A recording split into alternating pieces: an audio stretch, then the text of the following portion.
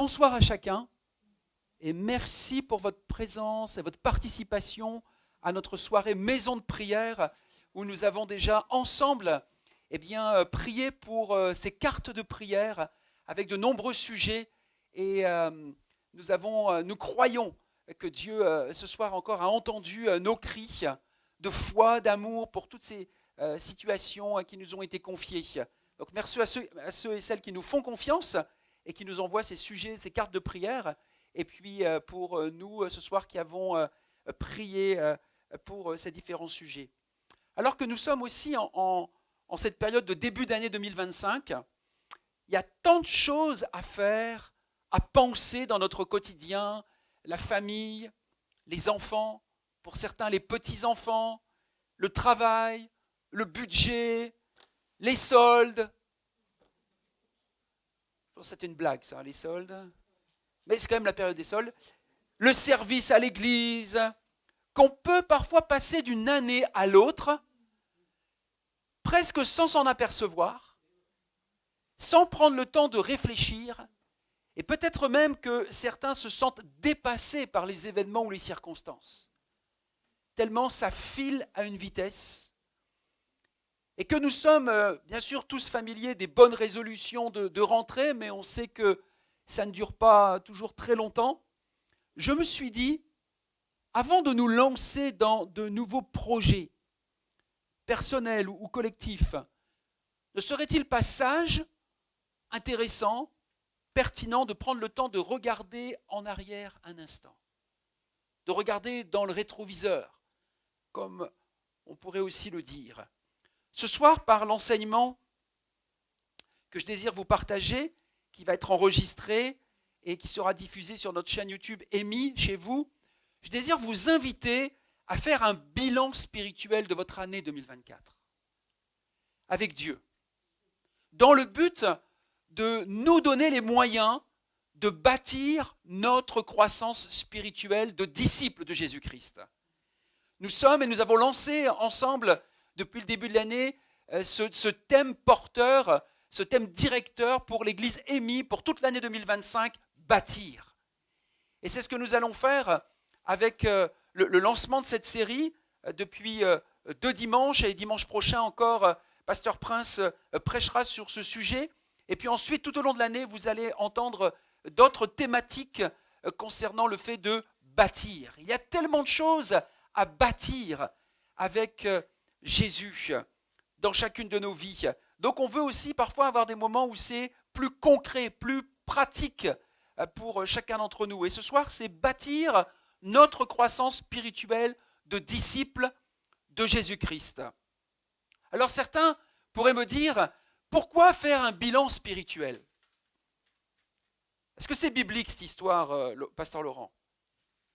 Vous savez, s'introspecter, s'arrêter, réfléchir, sont des comportements qui plaisent à Dieu et qui sont encouragés dans la Bible pour notre croissance spirituelle.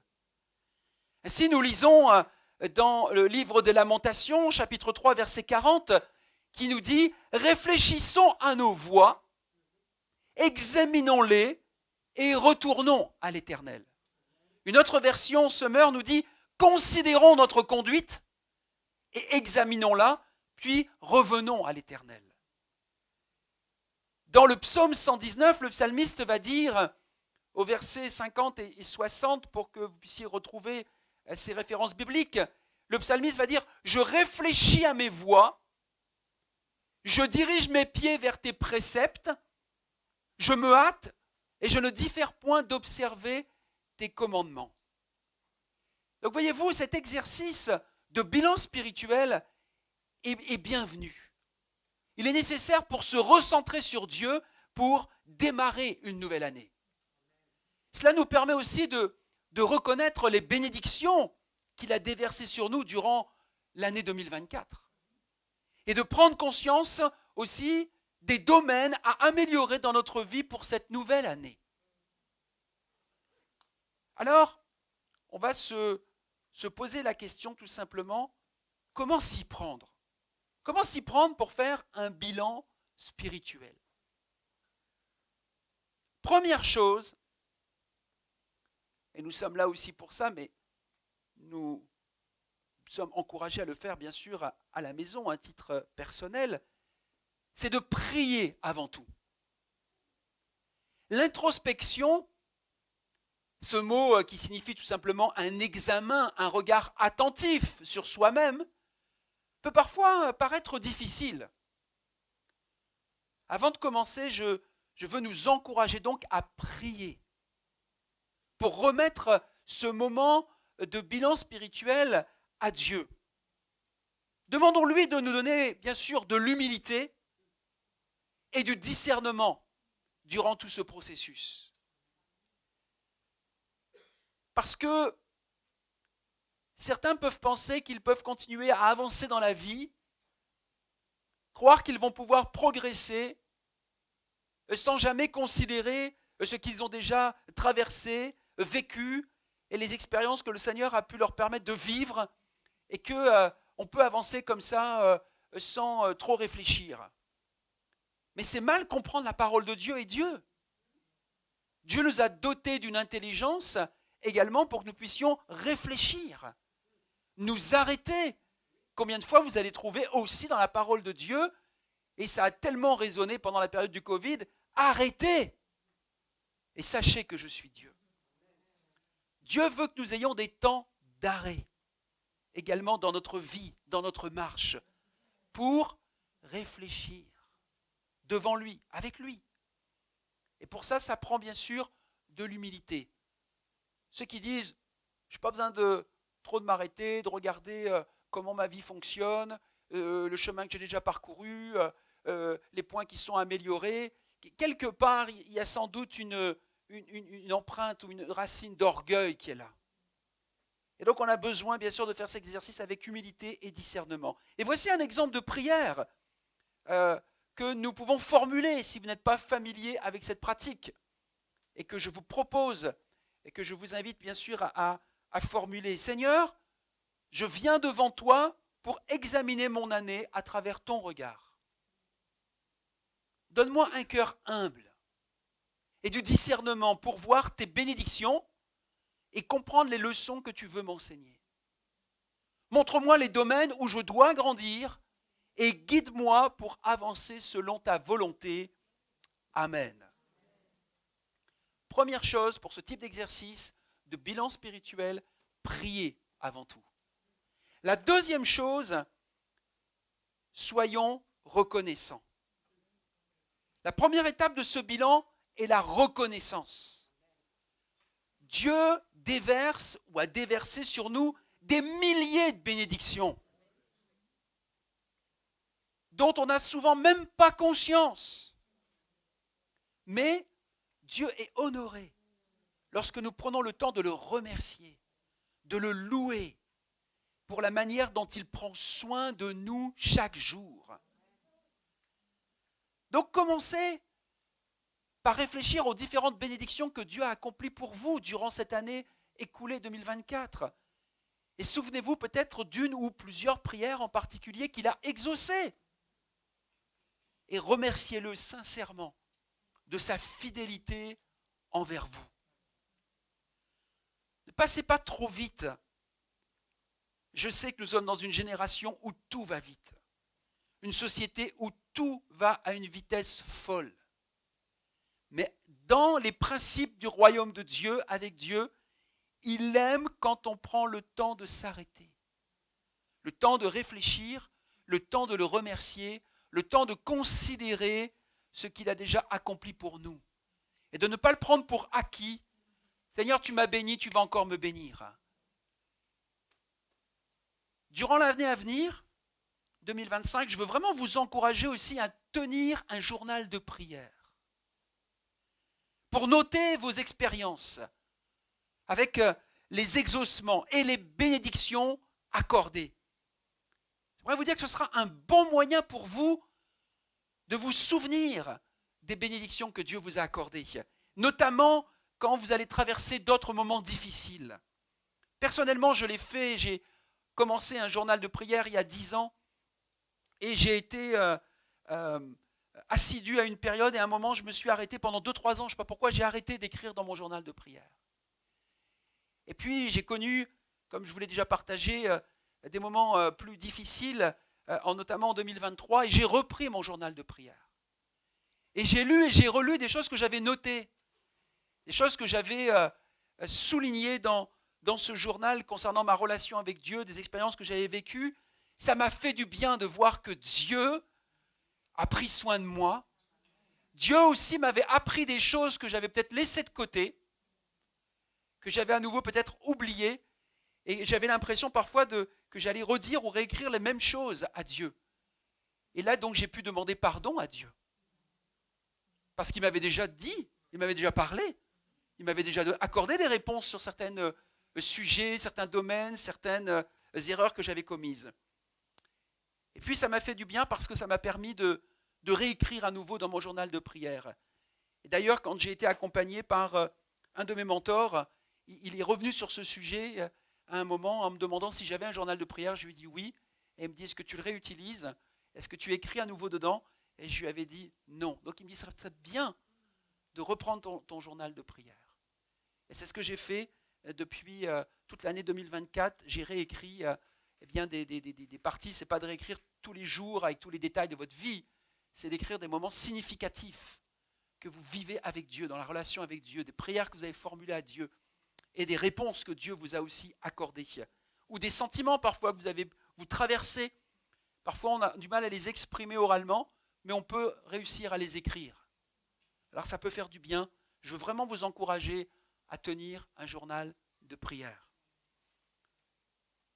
Troisième chose, si nous sommes appelés pour un bilan spirituel à prier, à être reconnaissant, savoir évaluer notre marche spirituelle. Évaluer notre marche spirituelle. Comment je m'évalue? Comment je sais que je progresse avec Dieu? Personnellement. Comment je peux arriver à savoir que cette année, je suis allé plus loin dans ma marche avec Dieu? Eh bien, je vais vous donner quelques éléments, quelques repères pour pouvoir évaluer cela. Premièrement, ta vie de prière. Évaluer sa vie de prière. Bien sûr que tu peux le demander à quelqu'un, mais la meilleure personne pour savoir comment tu vas dans ta vie de prière, c'est toi. Mais encore faut-il savoir s'évaluer. Alors on peut se poser ces quelques questions pour évaluer sa vie de prière. Et donc je vous laisse ces quelques questions. Est-ce que ma vie de prière a été riche cette année? Ai-je quotidiennement recherché la présence de Dieu? Ai-je un lieu secret pour me mettre à l'écart? Ai-je expérimenté des moments de profondeur, de relation avec lui? Ce sont différentes questions, il peut y en avoir d'autres, qui vous permettent d'évaluer votre vie de prière. Un autre aspect pour évaluer notre marche spirituelle, il n'y a pas que la vie de prière. Il y a aussi la lecture et la méditation de la parole de Dieu. Avec ces quelques questions pour vous aider à effectuer votre évaluation cette année 2024. Ai-je persévéré dans ma lecture quotidienne de la parole? Est-ce que j'ai cherché à mieux la connaître et la comprendre? Parce que vous allez voir, il ne suffit pas de la lire, la parole de Dieu. Comme un manuel de cuisine ou un livre d'histoire. La parole de Dieu, ou Dieu plutôt, nous encourage non seulement à la lire, mais un peu plus que ça, à la méditer. Donc c'est chercher à mieux la comprendre, la connaître. Une autre question qu'on peut se poser, c'est de quelle manière a-t-elle impacté, transformé ma vie quotidienne? Si la parole de Dieu, ce livre que Dieu nous a laissé, transmis, qui est une parole vivante et agissante, comme nous aimons ou le chanter ou le prier, mais qu'elle ne fait aucun effet de transformation dans ta vie, alors il y a des questions à se poser. Cette nourriture que Dieu m'a laissée, que je suis appelé donc à dévorer, à manger, en tout cas à me nourrir, doit avoir un impact en moi. doit transformer quelque chose en moi. Même si c'est filmé, à n'importe quel moment, quand vous êtes d'accord, vous pouvez dire Amen. Hein. La méditation, allons un tout petit peu plus loin sur la méditation. La méditation, c'est un processus dynamique et vivant qui va bâtir notre croissance spirituelle et renforcer notre piété ou, si vous voulez, notre attachement à Dieu. En méditant la Bible, nous permettons au Saint-Esprit de graver en nous les précieux enseignements des Écritures, d'enrichir notre connaissance intime de Dieu et ainsi de fortifier notre foi. Et voici 5 questions simples que je me pose lorsque je médite la Bible et qui entrent en lien avec le premier commandement d'aimer Dieu de tout notre être. La première question que vous pouvez vous poser lorsque vous lisez la Bible, pour donc aller plus loin en termes de méditation, c'est qu'est-ce que j'apprends sur Dieu lorsque je suis en train de lire? Qu'est-ce que j'apprends dans ce passage, dans ce moment de lecture? Qu'est-ce que j'apprends sur Dieu? Ça concerne ce qu'on appelle la révélation de Dieu. C'est-à-dire que parfois, bien sûr, dans un passage, vous allez avoir des éléments sur le caractère de Dieu, mais Dieu le Père. Parfois, vous allez avoir des éléments sur Dieu le Fils, sur Jésus. Parfois, vous allez lire et vous allez voir des éléments sur Dieu le Saint-Esprit. Donc, qu'est-ce que j'apprends sur Dieu, sur ce Dieu trinitaire, de son caractère, de ses attributs, de ses perfections, de sa volonté? Première question qu'on peut se poser, qu'est-ce que j'apprends sur Dieu dans ce texte? Deuxième question simple qu'on peut se poser, c'est quelle est la relation qu'il désire avec moi?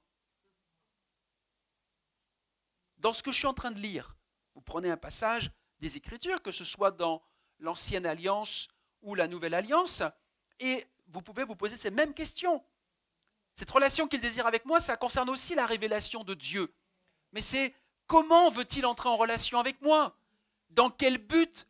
Par quel moyen Dieu veut entrer en relation avec moi et se révéler à moi? Donc la deuxième question, c'est quelle est la relation qu'il désire avec moi aujourd'hui dans ma lecture que je fais? Troisième question, c'est qu'est-ce que Dieu veut que je désire? Qu'est-ce que Dieu veut que je désire? Ça concerne maintenant le cœur. Les deux premières questions, ça concernait la révélation. Maintenant, ça concerne le cœur. C'est-à-dire, dit autrement, est-ce que mes désirs s'alignent sur sa volonté? Afin que j'aime ce qu'il aime et que je rejette ce qu'il déteste. Vous voyez, là, on va beaucoup plus loin en termes de méditation, de compréhension des Écritures. Qu'est-ce que Dieu veut que je désire? Ou est-ce que lorsque je lis un passage des Écritures, je recherche simplement mes propres intérêts? Et donc ainsi, je vais interpréter l'Écriture en fonction de mes intérêts. Mais ça, ce n'est pas une bonne façon de se nourrir. Et de méditer les Écritures, et donc après de prier, et donc après de vivre sa vie chrétienne. Quatrième question simple qu'on peut se poser quand nous lisons un texte, c'est qu'est-ce que Dieu veut que je croie? Ça concerne la foi. Dit autrement, quelles sont les vérités auxquelles je dois croire? Comment ces vérités renversent-elles les mensonges et les idoles qui sont dans mon cœur? Parce que vous et moi, soyons honnêtes et humbles, nous avons encore parfois des fausses croyances ou des croyances erronées. Donc nous avons de ça parfois, c'est pas souvent qu'on parle de ça ou qu'on prie pour ça, mais de guérison, on a besoin de guérison à ce niveau-là. Hein. On a besoin de guérison parce que parfois on a encore des fausses croyances dans notre esprit. Il y a des sujets sur lesquels on n'est pas toujours bien au clair. Donc il faut juste l'accepter et de se dire, ben, Seigneur, ça tu peux le transformer. Et cinquième question qu'on peut se poser, c'est à un moment, qu'est-ce que Dieu veut que je fasse? Donc il y a la révélation de Dieu, il y a le cœur, il y a la foi, mais il y a un moment, il y a l'agir. C'est-à-dire que ça doit nous pousser à l'action. L'agir, c'est simplement mettre en pratique dans tout ce qu'il fait, et donc de m'interroger sur ce que Dieu veut que je fasse dans ce qu'il vient de me révéler. Souvenez-vous ce que Jésus a dit, « Heureux ceux qui entendent ma voix, qui écoutent ma parole et qui la mettent en pratique. » Donc il y a une dimension là où si je veux aller jusqu'au bout, pour vivre des transformations, pour vivre des guérisons, oui, il faut écouter la parole, oui, il faut la comprendre, oui, il faut réfléchir et se poser des bonnes questions, mais il y a un moment, il faut agir, il faut obéir. Et c'est dans cette dimension-là que nous allons vivre aussi des transformations. Alors, on a vu qu'on pouvait s'évaluer sur notre vie de prière, on peut s'évaluer sur notre lecture et méditation de la Bible, mais aussi on peut bien sûr s'évaluer dans notre marche spirituelle sur le service. De quelle manière ai-je investi mon temps et mes talents pour servir les autres, mon église locale cette année? Qu'aurais-je pu améliorer ou faire différemment? Parce qu'il y a peut-être des choses qu'on a faites et on les a bien faites, merci Seigneur, et puis donc je peux encore progresser dans ce domaine, sur cet aspect, où il y a peut-être des choses, je ne les ai pas bien réussies.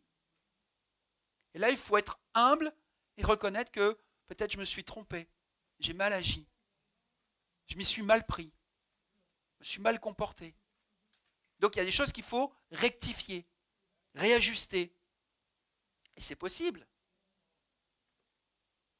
Quatrième point d'évaluation, c'est l'obéissance. Quelles ont été mes tentations cette année? Est-ce que j'ai suivi la volonté de Dieu, même quand ça semblait difficile?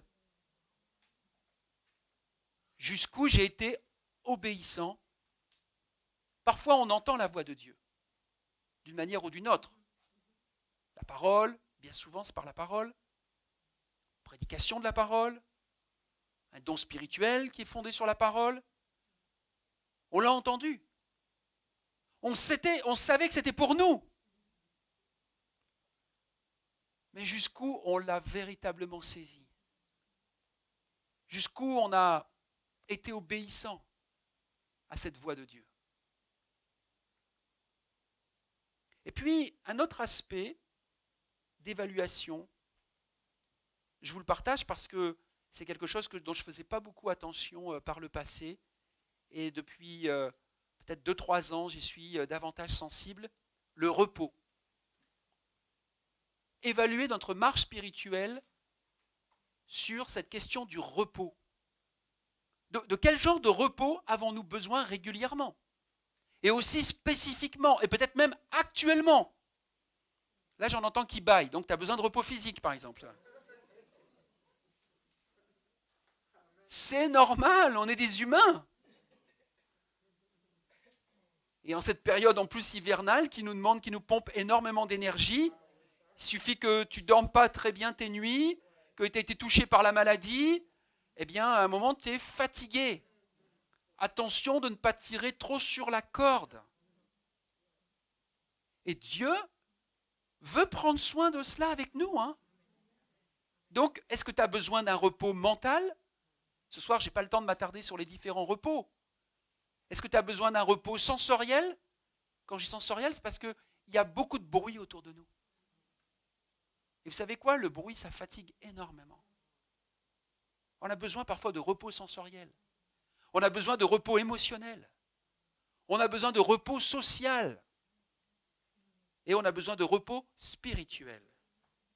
Donc il y a différents types de repos. Sur le repos spirituel, je vais juste vous laisser une petite réflexion sur celui-là. Mais c'est, arrives-tu à avoir des temps de sabbat? Vous savez que la Bible, Dieu parle du sabbat. Le sabbat, ça signifie des temps d'arrêt, des temps où tu te tiens tranquille, des temps où tu attends patiemment Dieu, même en silence, pour l'entendre. Comme Élie. Vous savez, Élie, à un moment, cet homme de Dieu, cet homme de prière, qui aura vécu une expérience incroyable sur le mont Carmel, si vous connaissez son histoire après, qui a vécu une expérience spirituelle intense, Élie qui va tomber sous une forme de dépression, en fait ce qu'il avait besoin c'est de repos, Élie. Parce qu'il était tellement monté en intensité, et souvenez-vous, la parole de Dieu nous dit que c'était un homme de la même nature que nous. Donc, c'était pas un héros là exceptionnel. Dans son être, il avait besoin à un moment de repos. C'est pour ça que Dieu et même le Saint-Esprit vont venir lui parler dans le calme et le silence. Pour lui dire, tu vas te reposer un moment, Élie. Tu reprendras ta marche après, mais tu vas te reposer. Donc, on a besoin aussi d'évaluer notre vie, notre marche spirituelle sur qu'est-ce que je fais du repos de Dieu. Quatrièmement, concernant les différents points d'évaluation, comment s'y prendre, donc on prie, on est reconnaissant, on évalue notre marche spirituelle sur certains critères, et puis, quatrièmement, confessez-vous et expérimentez la grâce de Dieu. Dieu nous demande de reconnaître nos fautes, nos erreurs, nos échecs, et de lui demander pardon avec un cœur sincère. C'est ce qu'on appelle la confession. Et cette notion peut parfois nous mettre mal à l'aise, ou nous sembler difficile. Peut-être vous sentez-vous parfois honteux ou écrasé par le poids de la culpabilité. Mais la Bible nous enseigne que le fait de reconnaître nos torts nous rend en fait libres.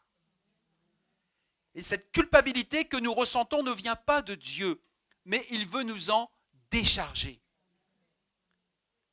C'est l'apôtre Jean qui dira « Dieu fait ce qu'il promet et il est juste ». Alors si nous avouons nos péchés, nos torts, nos fautes si vous voulez, nos erreurs, il nous les pardonnera et il enlèvera tout le mal qui est en nous.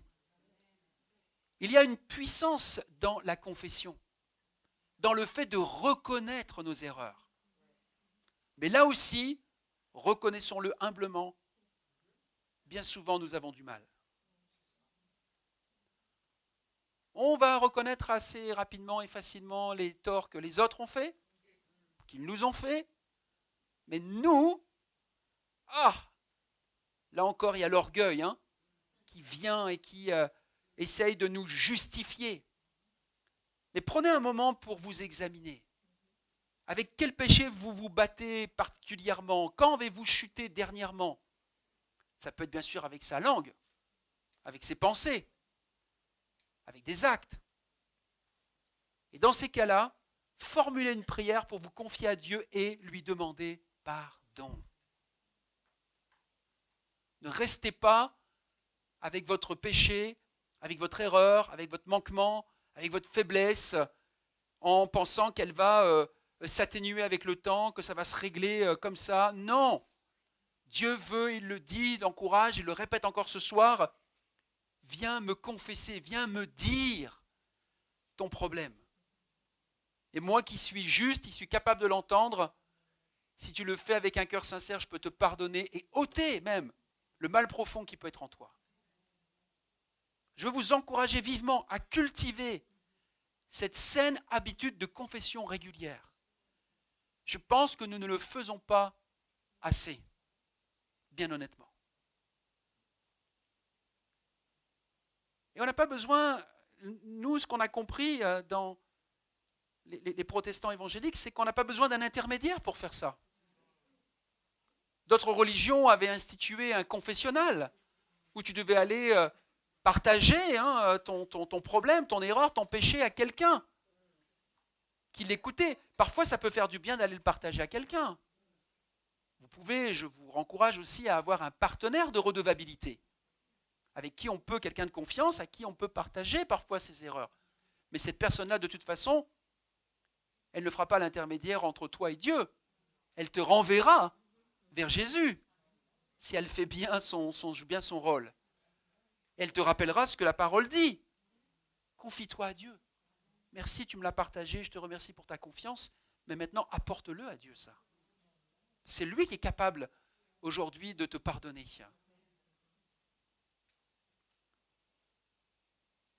Cela peut vous paraître étrange, mais vous verrez que vous expérimenterez une réelle proximité avec le Seigneur. Il vous donnera sa paix et sa grâce en abondance. Cinquièmement et dernièrement, pour ce bilan spirituel, c'est faites un bilan des leçons apprises. Faites un bilan des leçons apprises. Grâce à cette introspection que vous avez menée, faites un bilan en vous posant les questions suivantes. Encore une fois, je vous aide, je vous accompagne, je vous donne des matériaux pour que vous puissiez faire cet exercice de bilan spirituel avec des outils, avec des moyens. Par exemple, quels ont été mes défis cette année 2024? Comment Dieu m'a-t-il aidé à les surmonter, ces défis? Quelles leçons importantes ai-je pu en tirer? Est-ce que ces expériences m'ont permis de grandir dans la foi en Jésus, en patience? Ont-elles été des occasions de me rapprocher de Dieu ou au contraire me suis-je plutôt éloigné de lui? Voyez? Toutes ces questions, c'est pour nous aider à faire un bilan des leçons apprises. Cette fois encore, pensez à garder une trace écrite de vos réflexions, afin de pouvoir les relire plus tard au moment où vous en aurez besoin. Quand j'ai repris mon journal de prière, mon journal intime, pas seulement de prière, mais de réflexion où je note, j'ai relu des choses que j'avais écrites, que j'avais expérimentées. Et pour certains aspects, je me suis dit, là, Laurent, tu n'as pas retenu la leçon. Parce que tu vis, tu ressens, et tu ressors presque les mêmes choses. Pour d'autres aspects, j'ai vu que j'avais évolué. J'ai vu que j'avais grandi. Parce qu'il y avait des choses que j'avais notées, et là, j'avais passé un cap. J'avais progressé dans ma marche, dans ma relation avec Dieu, dans certains principes que j'ai compris parce que je les ai mis un moment en pratique, tac, ça m'a fait progresser. Souvenez-vous, si on entend quelque chose, si on comprend un moment quelque chose, mais qu'on ne le met pas en pratique, ça ne te fera pas progresser. Tu resteras toujours au même niveau de stagnation. Après, tu vas peut-être pouvoir progresser dans certains domaines et stagner dans d'autres. Ce n'est pas forcément une stagnation totale. Parce qu'il y a plusieurs aspects, il y a plusieurs domaines. On en a évoqué quelques-uns ensemble. Pour conclure, voilà, votre bilan est terminé. Vous avez fait cet exercice d'introspection, de réflexion, de regard attentif sur vous-même à travers ces différents points. Et j'espère que vous passerez un temps de qualité avec Dieu, que cela vous encouragera, vous nourrira, vous permettra d'identifier vos priorités spirituelles pour 2025, pour les mois à venir en 2025. Parce que si nous voulons être, comme nous l'avons entendu dimanche, des vases d'honneur restaurés, si nous voulons être, comme nous vous l'avons aussi partagé au travers de la carte de vœux, être des bâtisseurs pour le royaume de Dieu, si nous voulons être bâtis afin de bâtir d'autres personnes, eh bien, je pense qu'il est important que nous ayons toujours ce souci, ce désir de progresser, d'avancer. La parole de Dieu va le dire de cette façon-là, marcher de progrès en progrès, ou de victoire en victoire. ou de guérison en guérison. Donc, nous avons besoin d'avoir ces temps d'arrêt où on prend le temps de réfléchir, on ose regarder. Vous le savez, David a aussi dit, et parfois on le chante, « Sonde-moi, ô Dieu, et connais mon cœur. » Aide-moi à marcher et me dire si je suis sur le bon chemin, en fait. C'est une autre façon de prier et de le dire. Donc le Seigneur veut faire cet exercice avec nous. Lui, de son côté, il veut le faire avec nous. La question c'est, est-ce que nous, on veut le faire avec lui? Ce dont je me rends compte, et je termine avec ça avant de prier, c'est que la plupart des chrétiens, on veut progresser. On veut avancer. Que ce soit des serviteurs parfois, que je rencontre, des pasteurs, des serviteurs, ou que ce soit des chrétiens qui sont aussi d'ailleurs des serviteurs et des servantes. Mais ils ne veulent pas prendre parfois le temps ou l'humilité de faire ces exercices, de prendre le temps de réfléchir, de s'arrêter, de se poser, de se donner les moyens de regarder véritablement où est-ce que j'en suis. Et ainsi d'ajuster ensuite et de prendre des dispositions. Moi, en ce début d'année, j'ai refait, j'ai revu, j'ai relu, j'ai fait cet exercice. Pas complètement encore, mais je suis encore en train de le faire. Et je me suis remis ce que j'appelle un peu ma treille de vie, c'est-à-dire mes règles de vie. Qu'est-ce que je peux ajuster dans ma vie pour que l'année 2025 soit meilleure que 2024 ? Et dans ces différents domaines dont je vous ai parlé. Donc moi j'en ai une bonne dizaine, 12 domaines dans lesquels j'ai mis des points, ça va jusqu'à mes loisirs, ça va jusqu'à bien sûr mes temps familiaux, mes temps de congés, de vacances, mes temps relationnels, mes temps avec Dieu, mes temps avec les autres, mes temps personnels, et puis de relire mon année 2024 et de se dire en 2025, Seigneur, je veux aller plus loin avec toi. Et pour ça, il faut avoir l'honnêteté, le courage de prendre le temps de se dire, ok, mais ça a été quoi? Comment j'ai fonctionné en 2024? Qu'est-ce qui a bien fonctionné? Qu'est-ce qui peut encore être amélioré?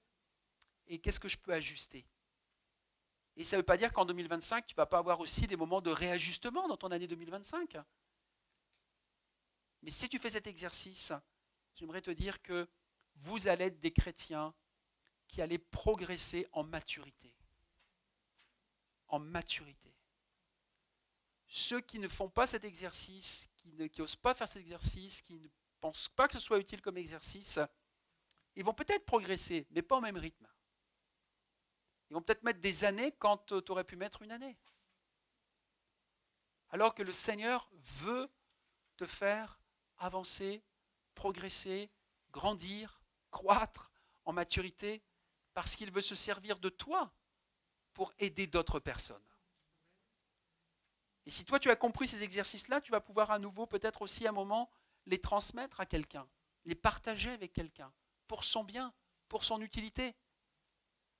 Alors je veux vraiment dire à chacun d'entre vous, à ceux qui vont nous regarder par Internet, et à vous ce soir qui êtes présents, soyez bénis et que cette année soit riche en bénédictions de notre Seigneur pour votre vie.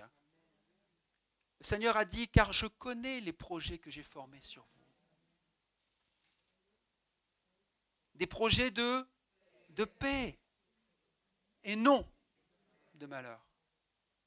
Donc il veut notre bien par-dessus tout, afin de vous donner un avenir. Donc quand il dit ça, ça veut dire un avenir meilleur, pas un avenir moins bon, et de l'espérance. Et Dieu sait combien nous en avons besoin. Pour ça, le chant que nous avons pris et le dernier chant que nous avons interprété est vraiment beau quand il dit aussi que l'avenir est radieux. C'est pas ce qu'on entend à l'actualité, ça. Mais dans la perspective biblique du royaume de Dieu, l'avenir est radieux. Non seulement, bien sûr, pour l'espérance qui est la nôtre dans l'éternité, mais l'éternité commence déjà ici-bas. Et déjà dans la manière de vivre notre marche, notre vie, notre relation avec Dieu, alors on peut vivre des moments aussi de victoire, de bénédiction, de joie ici-bas, malgré les difficultés et les circonstances. C'est possible. Alors je veux vraiment terminer en priant avec vous et pour vous, si vous le voulez bien. L'Église dit Amen. Alléluia. Seigneur, nous voulons te remercier parce que tu es celui qui est avant toute chose. Seigneur, tu es celui qui connaît toutes choses de notre présent et de notre avenir. Et Seigneur, tu désires le meilleur pour chacun d'entre nous. Et tu nous permets, Seigneur, de considérer ce que ton cœur considère. Tu veux que nous puissions prendre des temps d'arrêt avec toi, devant toi. Parfois dans le silence de nos lieux secrets, pour laisser ta voix nous interpeller. Et nous montrer, nous sonder, nous montrer, Seigneur, ce qui a bien fonctionné dans notre relation avec toi et avec les autres en 2024, mais aussi ce que nous pouvons encore ajuster, réajuster dans ta volonté pour aller plus loin, Seigneur, dans tes désirs d'amour pour nous, de progression pour nous, de guérison pour nous, de bénédiction pour nous, pour notre couple, pour notre foyer, pour notre famille, pour nos relations dans la famille de Dieu, pour également être des bénédictions avec ceux et celles du dehors, avec ceux et celles qui ne te connaissent pas encore, mais qui vont voir en nous, en chacun de nous, des hommes et des femmes différents. Seigneur, merci pour ta grâce. Elle est là, elle est notre partage. Et tu veux, Seigneur, encore nous bâtir. Tu veux encore nous construire, nous édifier. Et tu nous as laissé tous les matériaux nécessaires pour cela. Et tu veux nous bâtir et nous rebâtir afin que nous puissions bâtir d'autres personnes. Afin qu'entre tes mains, nous soyons ces canaux, ces instruments de bénédiction. Merci, Père, de bénir mes frères et sœurs ici présents ce soir. Ceux et celles qui suivront également ce message par Internet. Merci d'agir dans le cœur de cette jeunesse que nous t'avons confiée. Merci d'agir dans le cœur des couples, Seigneur, des familles, des relations entre les parents et les enfants, dans le cœur des célibataires, Seigneur. Merci parce que chaque tranche d'âge a des besoins spécifiques. Et tu veux et tu peux y répondre. Et Seigneur, tu veux te servir de nous et de ces différents moyens pour que nous puissions progresser. Que ton nom soit béni, Seigneur, pour cette nouvelle année dans laquelle nous entrons, pour ce thème que tu as mis sur nos cœurs et, Seigneur, que nous prions et que nous allons décliner. Seigneur, que dans ce courant 2025 et en fin d'année 2025, nous puissions faire un bilan à nouveau et de voir combien personnellement, individuellement, mais aussi collectivement, nous aurons progressé ensemble pour l'avancement du royaume de Dieu. Pour que les uns et les autres, nous puissions dire aussi, j'ai contribué, je suis un bâtisseur du royaume de Dieu. Père, merci pour cette soirée. Dans le nom de Jésus, nous t'avons prié et toute l'Église dit Amen. Amen.